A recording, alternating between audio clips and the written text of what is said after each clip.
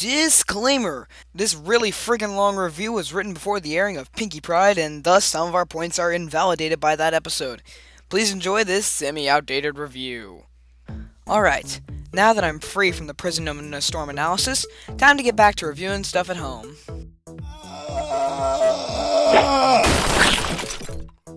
Ow. Robin? Could this be? God dang it, can I just go 1 week without someone popping in here? Oh, come on, who is it this time? Just me, Robin, my boy. Wait, is that a...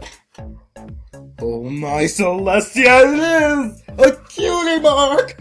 Praise be unto the rift and my creator for finally stop being an indecisive twit and giving me a mark that I righteously deserved.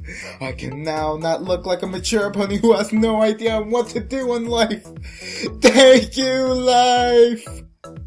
Oh, hey Unova, fancy seeing you come out of the rift. Oh my god, this is awesome, amazing! Cutie mark, cutie mark, cutie mark! Now, the first time the Rift has ever chosen me! This is one of the best days ever! Okay, so you want to review Three as a Crowd? The episode just aired. Sure! I think this episode... Hold up. Oh, come on now, who's here?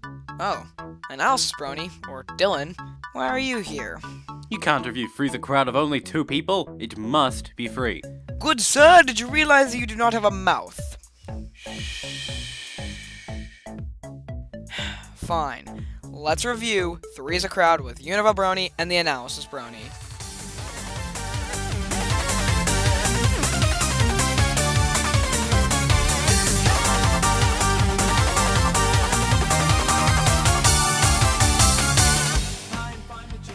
So the story of this episode starts with the most exciting of plot devices. A scroll? A cube from Gallifrey? Another warp of time and space? The whole world as we know it coming to an end. Nope. Mail. Please be a yes, please be a yes, please be a yes! Epic facepalm in 3, 2, 1. Robin? What's with that tiny explosion there? I blew the budget on the last few reviews. Don't judge me on my lack of money. Can we just continue? And we see that the best princess from Canada is coming from a visit. Guys? What's that noise? The Canadian joke counter. As Bipolar Shy is leaving for the Turnabout Storm plot point. Also, wait. That crystal train was coming in the same direction as Bipolar Shy. Wait. So Fluttershy's dead. Good job, writers. Okay, moving on. After a slightly awkward bow between sisters and a cameo appearance by Bran. Killed the blandest character ever! Brony Fire! Oh, A&Y and Josh Scorcher are gonna have a field day with that one. They move on to a festival in honor of the great Starswell the Bearded, where, yet again, nothing is told about him. The time for him to be revealed as a character will be when they are parodying Harry Potter for a 2-parter. Didn't they parody it in the song already, technically? Well, technically they haven't actually parodied it in an episode, but we have a magical unicorn going to Magic School, A baby dragon delivering the mail. and a character named AK Yearling for Pony's sake. Anyway, Discord shows up and chaos, shenanigans, and whatnot ensues. The ponies at the train station have yet to forgive Discord for his usurping harmony during the 2nd season. Look, I know how he used to be the spirit of disharmony, but aren't you ponies doing a double standard on how forgiving you can be to other ponies and not to the Draconiquus? He has feelings, even though he is the trickster archetype. Getting the chance to meet actual friends is something he desires from deep within his heart, even though he doesn't show it up front to retain his dignity in front of you. Now tell me, ponies, if you were in his shoes, what would you do? Say you are their friend multiple times to get it to their dick skulls, or do nothing at all? It's a sad, shallow time when you are encased in stone, and you can see and hear pony society evolving to what it is now without your involvement. So ponies, I leave you with this inquiry. Care for any creature wanting a second chance? Or will Twilight retcon Equestria Girls ending and their act of forgiveness to Sunset Shimmer? What's Equestria Girls? I don't know of any movie that will offend my fanbase because I actually enjoyed it. Anyway, I actually like this idea. Why are the main 6 so easy to forgive anyone else but Discord? 2 words. Alternate universe. What now? This is an alternate universe of Twi and the main 6 and Equestria Girls, so it's not hard to believe that they can forgive Suncrap but not Discord. Sure, that makes Twi out a character in either EQG or this episode, but I still pretend EQG doesn't exist. It's a branch off from the show's canon, so everything before EQG still happened to EQG Twilight, so being out of character is inexcusable. The inauthenticity of the friendship the other main 5 have for Discord, a former villain, just seems very wrong for this type of show, and should be remedied quickly to avoid long-term negative effects from it. Pinky, for example, was the only one who seemed a little happy from her interactions with Discord during this episode. For example, when she volunteered to take care of him for the others and started mentioning her backstory. I was born on a Tuesday. Before the Flanderized button hits her by Discord, and in an Ed, Ed, and Eddie fashion, she chases after a simple red balloon floating away in the wind. Who knows, maybe we'll get an episode where they will finally accept Discord as an actual friend. This kind of brings up an issue with Twilight. Oh, what? Pray tell, Dylan. Twilight this season has been the most level-headed out of the main 6, even against Applejack, often aware of the situation as a whole, and although knowing what the others should do, does not immediately interfere. Yet she refuses to be friends of Discord, at least voluntarily, despite the fact she should know that it's the right thing for her to do. She's going against that level-headedness this season has established for her. This also happened in Bats, where we see her and the other main 6 siding with Applejack over Fluttershy. Although I can understand some of the other main 6, Twilight should be more aware. For instance, in Castlemania or Daring Don't. She still remains the most level-headed about the situation and shifts the other characters' perspectives so they can see what is best for them. And if anything, take some lessons from Pinkie Pie as a whole. Be more open about making friends even if they did terrible things to you in the past. Remember Magic Duel, ladies and gentlemen? When at the end of that episode, when no pony else wanted to see Trixie again, since she did so much negative stuff to the Ponyville citizens, and Twilight thought about the options of befriending her rival or going with the consensus and hating her, but she chose the option of friendship. So why not now? Convenience. Come again? It's purely for the sake of convenience.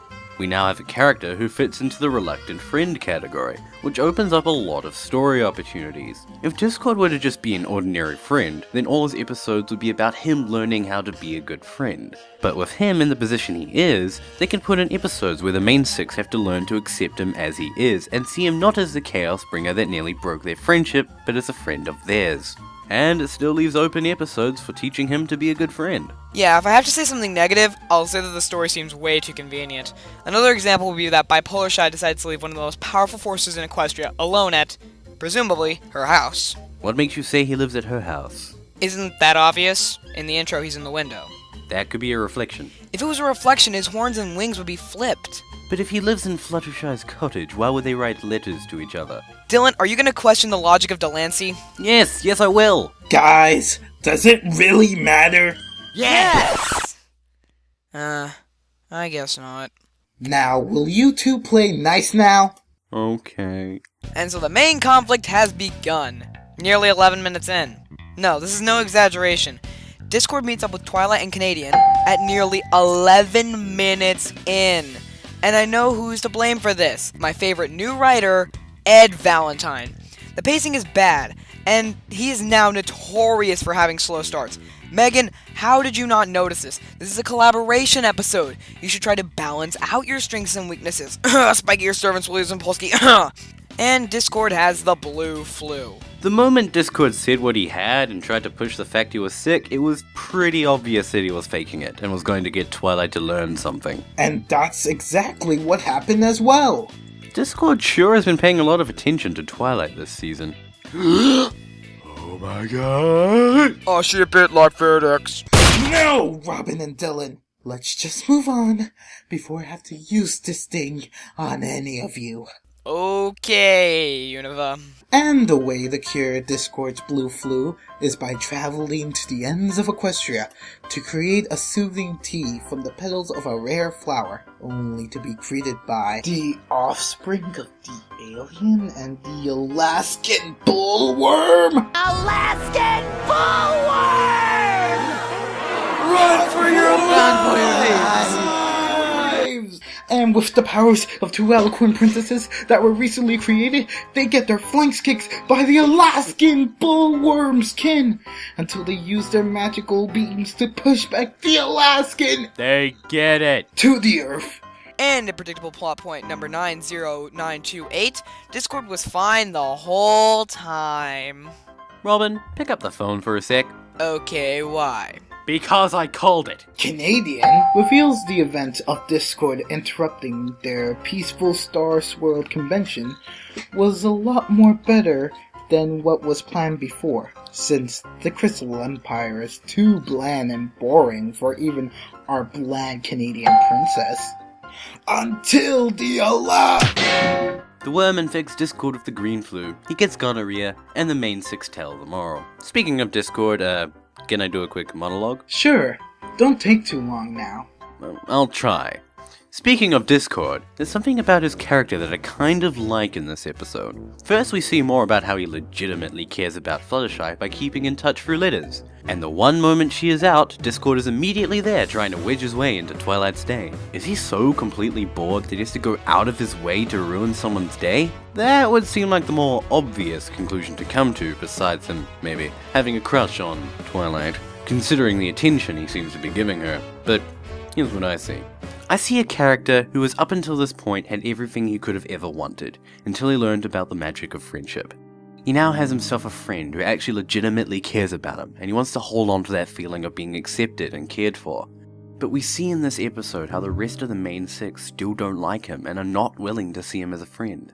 So Fluttershy leaves, and what is there for him to do? His so-called friends don't like him, and Fluttershy would be unable to communicate with him. And Discord is a character that craves attention, usually through his chaotic antics, but now with friendship, by having other ponies care for him. He even appears disappointed when Cadance takes the attention away from him with Twilight.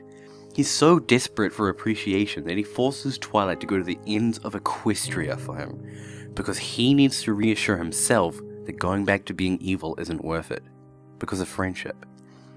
He's a character who isn't sure of who he is anymore, because the one thing that defined him before is now gone, and he craves more friendship. Plus, he might still have a crush on Twilight.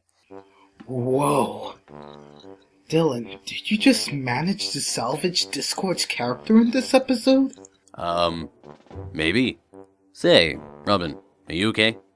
My little pony, my little pony.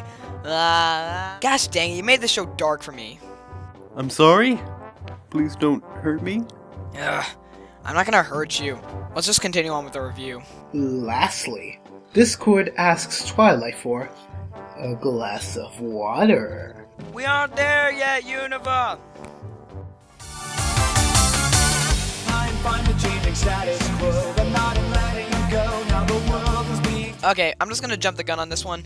Discord was awesome, as always. What does that have to do with animation? Well, first of all, he moves nicely, and he's very fluent, and... What about the Discord UFO? First time I saw it, I didn't know it was him. I thought aliens had finally come to invade Equestria. But when the UFO burst the tree's leaves into flame, we knew, of course, that Discord would take center stage of the episode with his presence, charisma, and chaotic powers. But now, in the sick variety, and Discord has reality-bending powers, which can cause fantastic out-of-context visual gags and backgrounds. He can bring any sort of creature or reference of any media in the past 20 years to light. So Robin, can we please talk about the song now for me to count and name all the references in it? Please, man! Not yet, Unova. We talk about that with humor and songs. But what about Princess Canadian? She looks a bit more updated with new poses and expressions. We also have not seen her flying in a long time, and the movements also look different. I got nothing. Yeah, I don't see it. Wait, what about Discord and Twilight's dancing? Unova, are you trying to talk about the song? But Twilight and Discord. Not in this review, bro. Nee. Anyway, what about the Alaskan bullworm fight? Not to bother you, Robin, but can I ask you one little simple thing? Don't you dare say it, Unova. But it isn't a hard task. Unova, no! May I have a glass of water? Alright, I get it. We'll talk about that dang song. Yeah!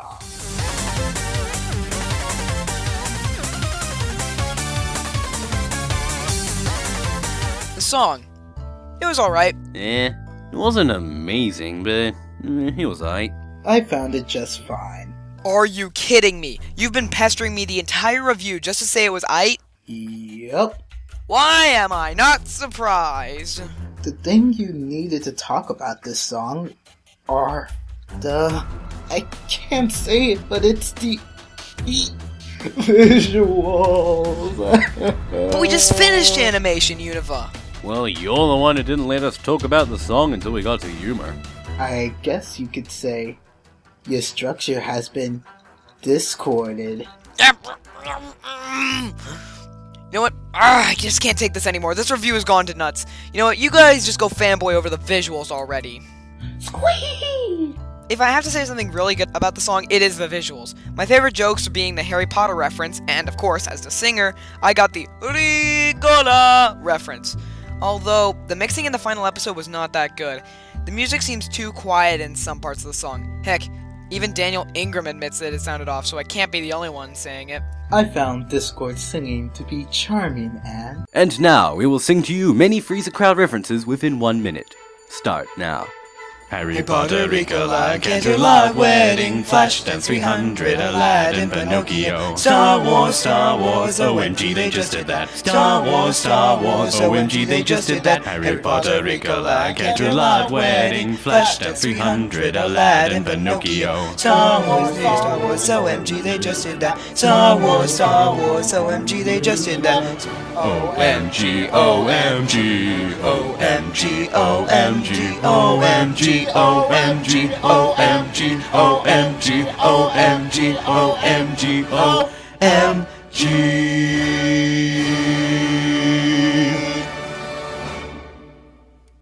And now, back to your regularly scheduled review. The humor in this episode was great. It was really, really funny. Discord was very fun, and I of course enjoyed his shenanigans. Was it? Although I may have enjoyed this episode with some of the moments, I wouldn't consider this episode all that funny. Not once did I really laugh out loud. I didn't find it laughable, but it was an enjoyable trip all the way through. Okay, the feels in this episode were little to non-existent. If you don't count the shipping. Do you need any more persuasion, Dylan? Ladies, you're both ugly. Does that mean I make an ugly lady or I'm ugly in general? Anyway, this was mainly a filler episode, but I'll talk about the implications of that later. Hey guys, it's that time again. Doctor Who time?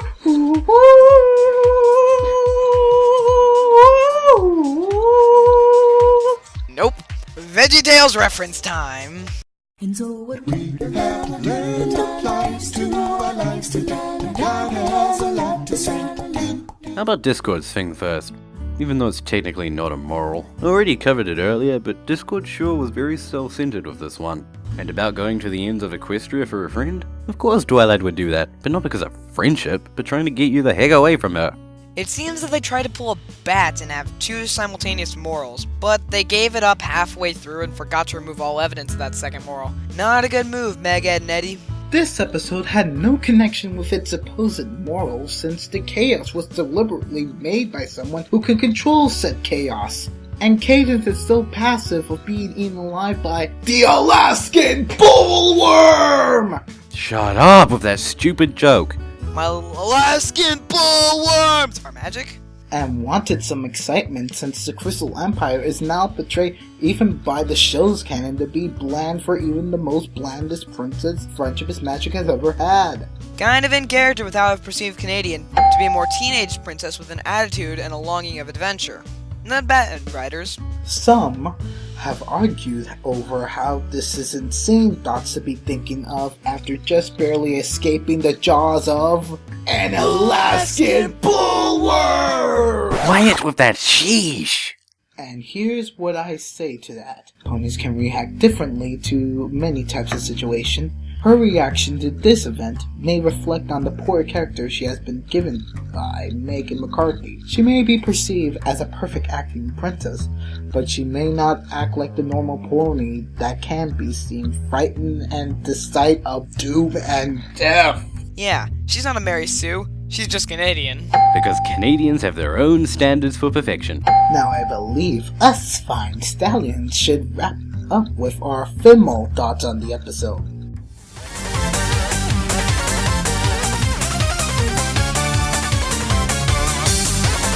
God, Unova! What was that? I thought I was the master of bad puns. That's just crapplejack. It's so bad that it Twilight sparkles. Celestials! It's rarity to see a punky pun as bad as that!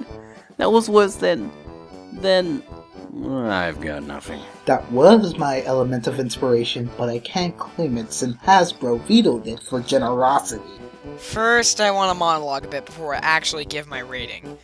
I hate people who say that because an episode is filler makes it a bad episode, or it excuses it from being analyzed and reviewed. I just say, what? Why is an episode that's just fun fluff bad and unable to analyze just for being fluff?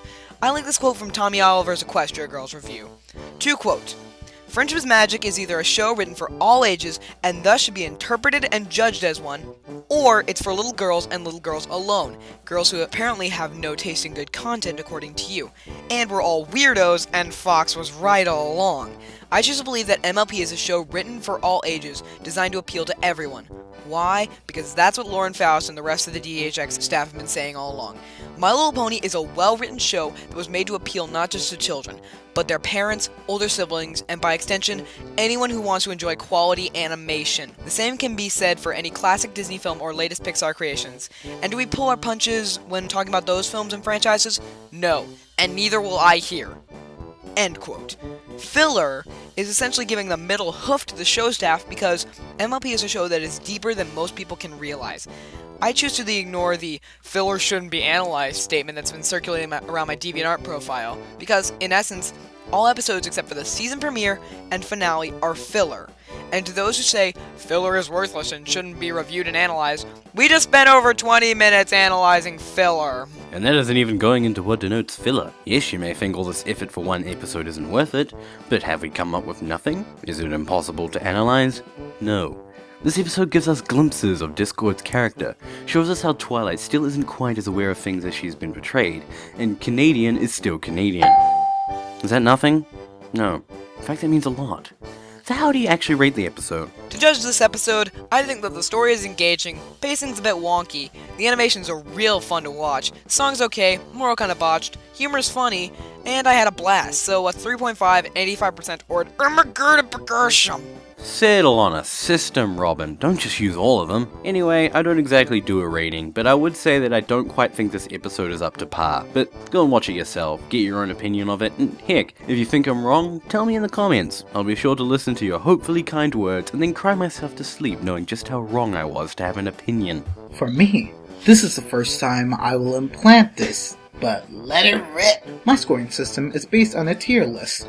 Here are 6 categories an episode can be considered for me. First, the Terabad episodes are those episodes which I loathe their existence. Then we have the mediocre episodes, which are bad episodes that don't ignite my fiery passion. After that, mid-tier material are those okay episodes that aren't great but have no aspects of being bad examples of children's entertainment. Going next is good episodes, which aren't boring, however have no outstanding qualities. Second to last, we have the great episodes, which exhibit one astounding quality over the others, and can be referred to other people as episodes you should watch first when recommending people to watch My Little Pony. Lastly, the last category is top tier. These rare breed of episodes can only receive this grade if they perform well in many to all fronts an episode can be graded on. However, an episode like that hasn't graced my analytical eye just yet.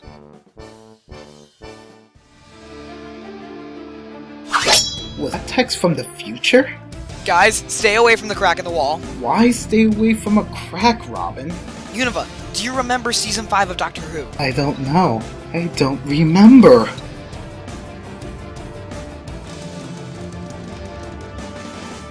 God dang it! 2 cracks on the wall! When did this become a Doctor Who plotline? 1. I don't know, but I love it. 2. I'll fix it, just stay away. Heh, plotline. I'm guessing it's bad. Yes, it is. There's negative implications for you and the rest of our reality if it's breached, so I'll go fix it in my TARDIS. What kind of implications, Robin? How about you, your new cutie mark, and this review no longer exist? No! I only just began reviewing with you guys. For you weirdos, just finish your final thoughts. I need a fez. Anyway, I will rank this episode as a mid-tier. It has a great premise for an entertaining good/great episode, but the amount of time lost to annoying hindrances to the show's intent greatly made me displeased with the episode as a whole. This episode, however, had some spectacles such as Glass of Water, with its visuals, and as an okay, enjoyable tune. And the Alaskan bullworm fight, but the way it was all crammed in the last 10 minutes wasn't pleasant. Neither was Twilight's character within the episode either for me, which still has her unfortunately as my least favorite of the main 6 right now. Okay, I can't believe we are finally done with this phenomenal piece of work that took 3 nobodies to complete. I better head back to my channel, maybe find out what this Pinky Pride thing is. Yeah, I better head back to my channel as well and get working on some videos. Oh, can I join you? Sure, we could do something together. My address should be in the Rift directory. I'll see you later after I collect everything together at my place then. Bye!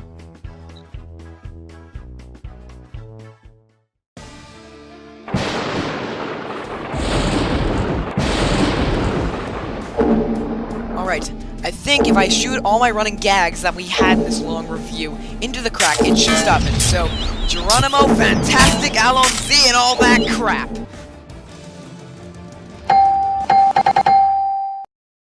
Guys, the running gags, it fixed the cracks. Okay, crisis averted, Rift has been saved, and all the other analysts won't know how close we were from total non-existence. We can all continue. Guys, where'd you go? I don't like being alone. Guys.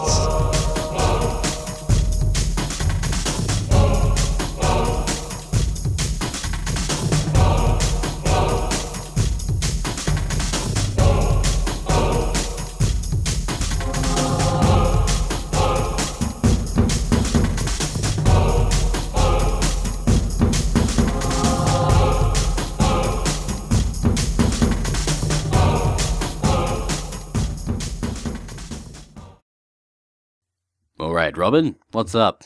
So many words. So many hours of writing. What's the word count? Robin seems like he's about to lose it. 5,035. His longest review before this was only 1,695. You maniacs! You blew it up! Squee you to Tartarus! Now everyone wants my show to be well edited. Ice cream! Remember, Robin, you're buying. Yeah, of course I know, Dylan. Robin, look at that! Look at what?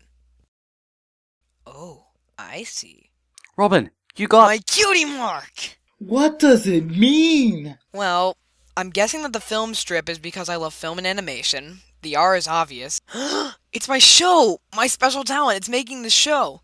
The Robin for the character, film strips to never forget who I am, a director. I get it, this show means everything to me! So we made one of the longest reviews ever. You wore Fez, we saved the Rift, we got ice cream, and Robin and I both got our cutie marks? Pretty much. Best day ever!